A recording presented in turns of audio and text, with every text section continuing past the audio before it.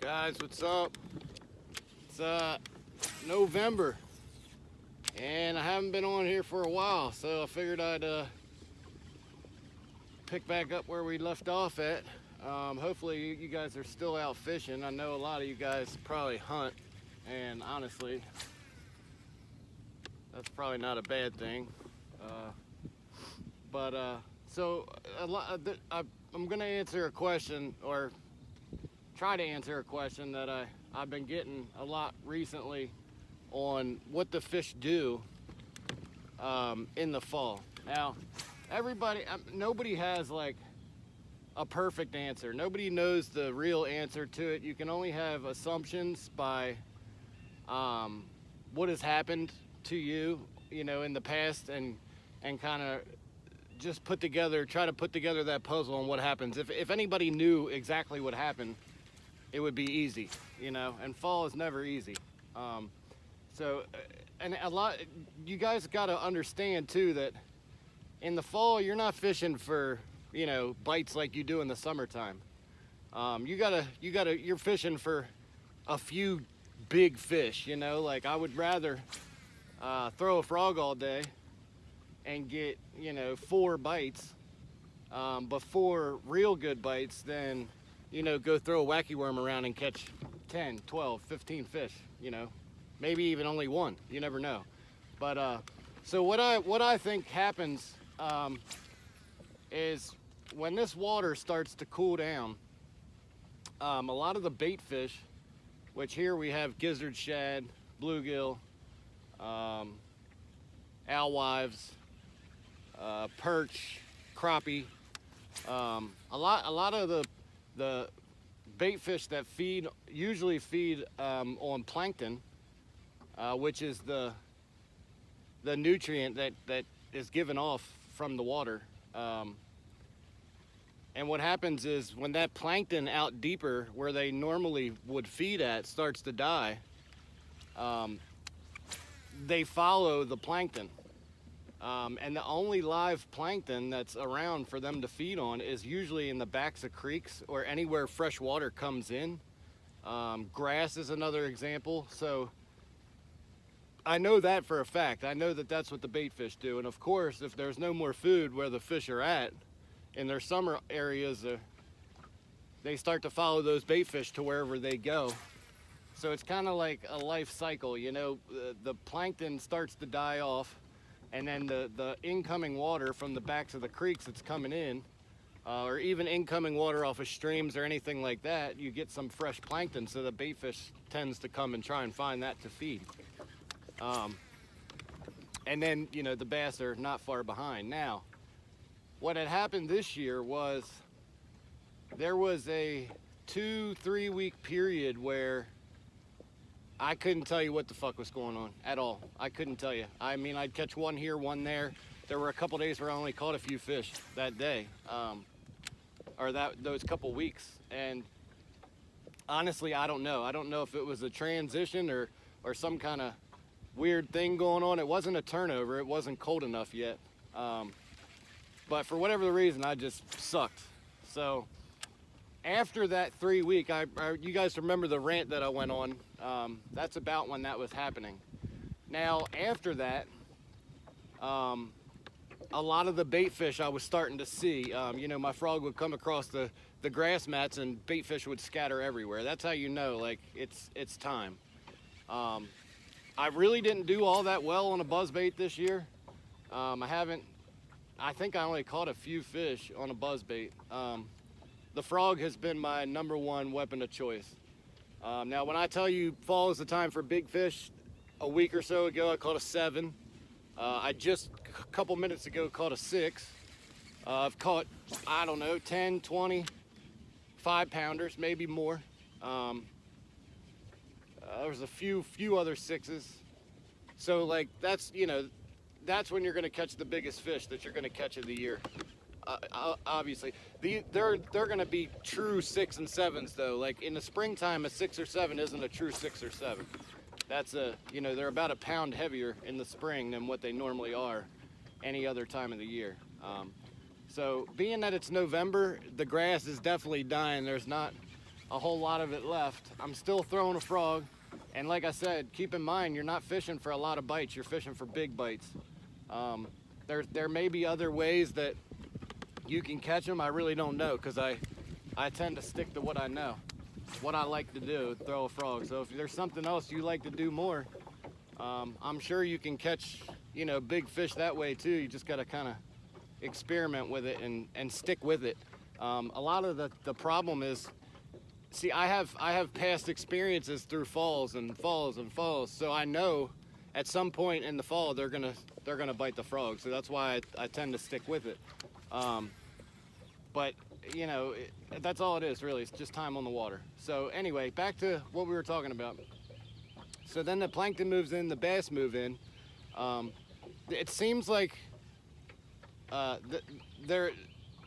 personally don't think the fish come in just by open water. I don't think fish ever migrate through open water. I don't think they'll just swim from one end of the lake to the next.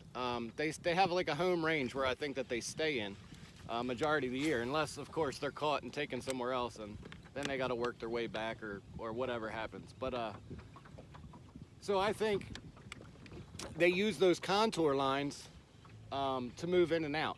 So what I mean by that is if the bait fish and stuff starts moving to the backs of the creeks, or it doesn't even have to be the back of a creek. They don't have to go all the way back. They could just come into a little cutout on the main lake or a little ditch, whatever, anything like that has water coming into it.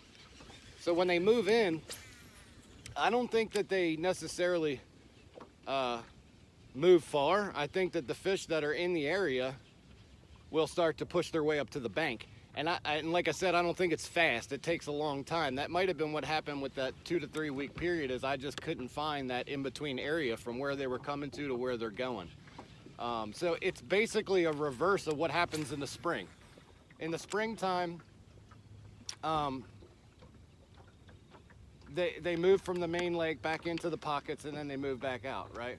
So it's generally speaking, it's the same exact thing. I mean, they're following the bait fish, you know, into the cuts and little coves and all that stuff. And then when it gets colder, as it gets colder, normally the water temperature, now remember I'm in Pennsylvania, so I'm in the north.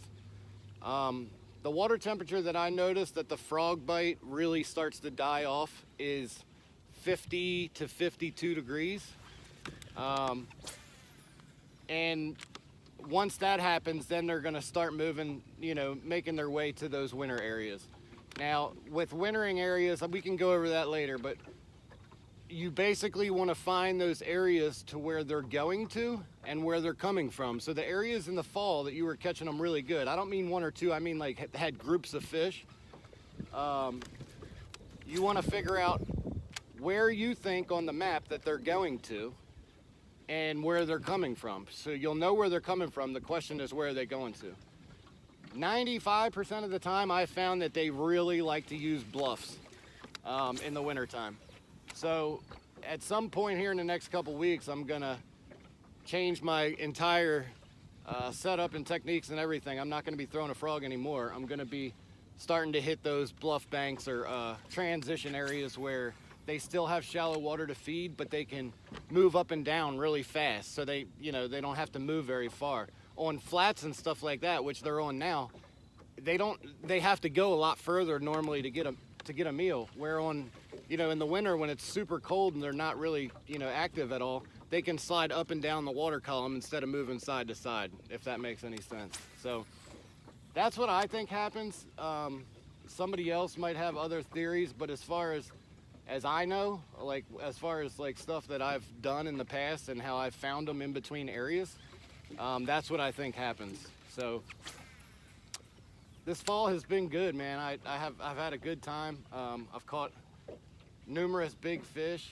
The numbers weren't crazy good, but the bites were good. You know, like they were committed to the frog. They were eating it. They were choking it down, and a lot of those big fish moved up. There's still plenty of big fish up here to be caught. Today I've had a couple bites, but they've been decent bites, you know, and then the one that was just about 6 pounds I just caught. But then again, like I said, people give up on shit too easy. It took me, it's 11 o'clock now, and I've been here since 6 o'clock.